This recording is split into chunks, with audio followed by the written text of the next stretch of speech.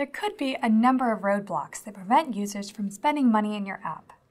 A roadblock could be a design issue that discourages users, like a complex registration process, or a technical issue that users experience on particular devices or operating systems. You can use the reports we've talked about in previous units to help identify roadblocks and more effectively monetize your users. For example, you can use the Screens report to compare the monetized and non-monetized segments to see if users that don't spend money have a higher exit rate on certain screens.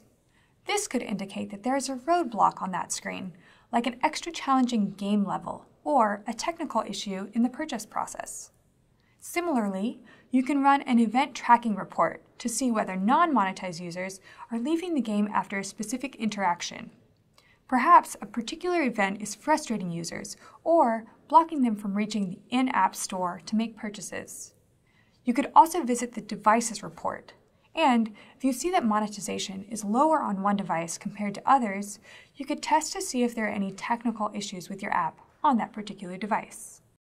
In addition to these reports, you can use the Crashes and Exceptions report to identify possible roadblocks.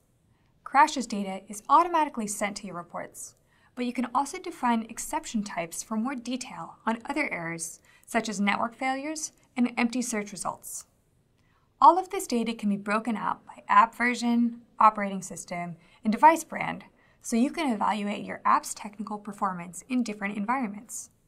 To take it one step further, you may want to consider how much crashes are costing you. You can do this by creating two segments, one for sessions with crashes and another without. Then compare the e-commerce conversion rate and average order value of the segments to see if these metrics are lower in sessions with a crash.